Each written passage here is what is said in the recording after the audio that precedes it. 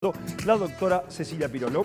Ya hemos hablado muchas veces, Dani, acerca de los trastornos de alimentación y lo hemos asociado que no solamente tiene que ver con una patología alimentaria, sino que también muchas veces se relaciona con estados emocionales y por eso el tratamiento no es solamente médico, sino que es con un grupo interdisciplinario, ¿no? Exacto. Que para que realmente tenga un buen resultado se tiene que dar de forma interdisciplinaria. Bueno, se vio que en esta pandemia la cantidad de casos por el aislamiento de trastornos alimentarios han aumentado y esto preocupa porque es algo que no es bueno para la salud de ninguna de las personas que lo padecen. Exacto, y para eso vamos a hablar con una comunicación vía Skype con la licenciada Mara Fernández. Ella es psicóloga especialista en trastornos alimentarios. Buenas tardes, Mara. Cecilia y Daniel te saludamos. ¿Cómo estás? Hola Daniel, hola Cecilia, ¿qué tal? Un placer, ¿cómo están? Gracias. Bien, muy bien, el placer es nuestro. Bueno, algo que hemos hablado en otros momentos, ¿verdad, doctora? Aquí en el programa y realmente preocupan estos trastornos, sobre todo pensando en nuestros adultos mayores y también en nuestros niños y niñas. Ojalá pudiera decirles que la curva de casos también tuviera una chatura, ¿no? Pero realmente con el tema del aislamiento, las últimas estadísticas nos han informado que 1 de cada 3 mujeres de entre 10 y 24 años, en lo último de lo que va el año 2020, padecen algún tipo de trastorno de la conducta alimentaria. Bueno, Con lo cual, no solamente termina. que no solamente quedó en la adolescencia, como era antes, ¿no? Que los números más elevados se daban entre los 14 y 18 años, sino que ahora también se adelantan, ¿no? Son los niños los que están en este tipo de sintomatología. Siempre se ha relacionado a estas patologías no solamente con una relación directa con la comida, sino también con estados emocionales. ¿Vos crees que por eso también se ha potenciado en estos tiempos de pandemia, donde están directamente relacionadas las emociones a lo mejor las conductas alimentarias? Sí, claramente, porque no es solamente la relación con el cuerpo y la comida lo que se manifiesta a través de un TCA, como lo llamamos nosotros, ¿no? De forma abreviada. Un desorden alimentario, para que se desarrolle, depende de muchos factores. Un factor biológico, un factor psicológico, ahí es donde entran en juego el tema de las emociones, de cómo la gente aprende a manifestar sus conflictos, cómo los tramita, cómo los elabora. Y todo eso de alguna forma repercute en estos momentos porque el aislamiento y el encierro han generado la aparición de un montón de emociones que quizás con la vida diaria o la rutina de estudiar, trabajar, salir de tu casa, eso era como un poco más tapado. Al estar solos en casa y encerrados sin poder estar en contacto con los demás, obviamente que todo eso apareció y salió a la luz. Y ahora Entonces, obviamente.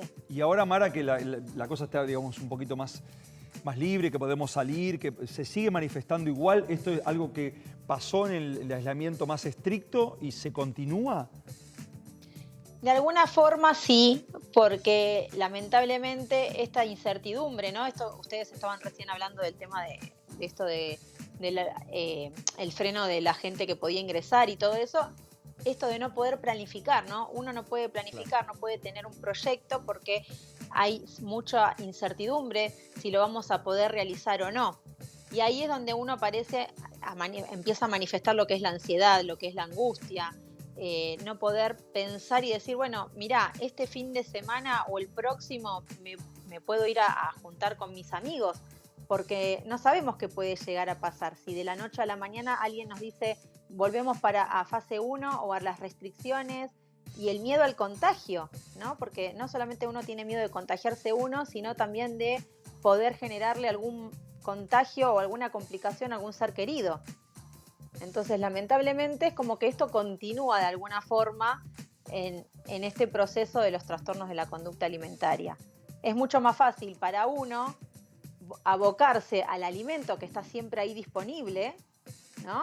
Porque, a ver, es real, la persona que tiene un trastorno por atracón o del tipo más impulsivo, como relacionado más con la bulimia o con esto de la compensación, si estás encerrado en su casa porque no puede salir, porque está restringido, porque no puede ver a sus familiares o juntarse con sus amigos, la comida se vuelve un refugio y está disponible las 24 horas y es de fácil acceso. No tengo que hacer ningún tipo de conducta ilegal para conseguir el alimento. Lo puedo conseguir en una farmacia, en un kiosco, en una estación de servicio.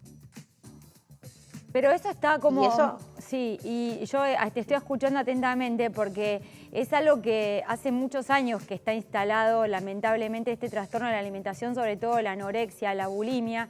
Y me pregunto cuánto tiene que ver en cómo de chicos hemos sido educados en lo que significa la comida en cuanto a premiación, en cuanto a castigo, en cuanto a escuchar el propio cuerpo para saber realmente si una persona tiene hambre o en ese momento también está tapando situaciones de ansiedad, de miedo, de otro tipo de problemas. Y entonces mi pregunta es, ¿cuánto tenemos que ver las personas que educamos también en tener una buena relación en cuanto a la conducta alimentaria y en la educación en que le damos a nuestros hijos, ¿no?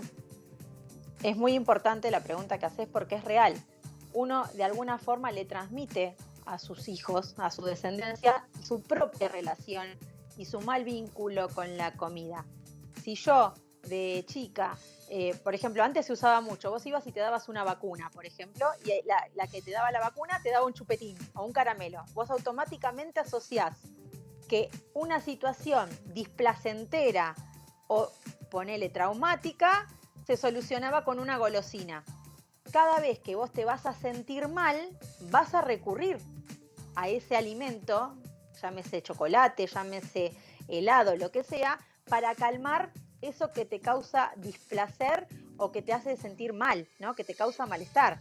Las abuelas también, uno lloraba y te decían, ay, ¿querés un heladito? ¿Querés que te compre un chocolate? Entonces, automáticamente el cerebro aprende a que la recompensa viene a través de la comida. ¿Te sentís mal? Mira, enseguida lo soluciono. Vamos al kiosco y ya está. Entonces, ante cualquier emoción, a ver, uno está muy acostumbrado a decir emociones negativas y positivas. No hay emociones positivas o negativas. Las emociones vienen a manifestar o a comunicarnos algo. Algunas son más lindas, otras quizás nos generen mayor malestar y es ahí a veces cuando no las queremos escuchar. Ah, pero yo cuando me sentí mal, el cerebro hace este trabajo. Yo me sentí mal y me comí un chocolate y me sentí un poquitito mejor. Entonces ahora voy a hacer lo mismo. Voy, me compro un chocolate, me compro un helado y seguro me voy a sentir mejor. Entonces se va creando el hábito. ¿Tenemos tips para poder encarar esto? ¿Cómo hacemos realmente? Porque es complicado. Es verdad lo que decías mientras vos estabas hablando. Yo pensaba así, yo no me quedo sin un chocolate nunca en toda esta pandemia. Siempre tengo ahí un reservorio y es verdad, no lo había asociado con eso. Me siento mal, estoy angustiado, algo sé que me puedo refugiar en algo que me va a dar este placer. El tema es cuando esto lo haces repetitivamente y después miras tu cuerpo y decís qué me está pasando. Sí, o de manera compulsiva. O de manera porque compulsiva, claro. Más allá de que uno se mira al espejo y que quizás tenga algún cambio, que, a ver, es real. Nuestra vida cambió desde lo que va del comienzo del 2020 a lo que transcurre del 2021. Todos dejamos de hacer aquella actividad que hacíamos de subir a la escalera para ir al subte, hacer una conexión, subir al ascensor, correr el colectivo. O sea, con lo cual nuestro cuerpo va a cambiar. Y es una realidad. El tema es que cuando eso de recurrir al chocolate o a la golosina se vuelve hábito. Entonces, ante cualquier situación de malestar, yo recurro a eso. Pero lo que viene después es lo que se relaciona más con un trastorno. Es la sensación de culpa, la sensación de vergüenza, la de perdí el control, qué mala persona que soy que no puedo controlarme. Todo eso es lo que quizás diferencia el me comí un chocolate a un desorden del tipo de la conducta alimentaria. Clarísimo, Mara, muchísimas gracias por esta comunicación. Siempre sirve y mucho todo esto para quienes está escuchando, incluso para nosotros. Nosotros siempre somos los primeros pacientes en todo, en todo.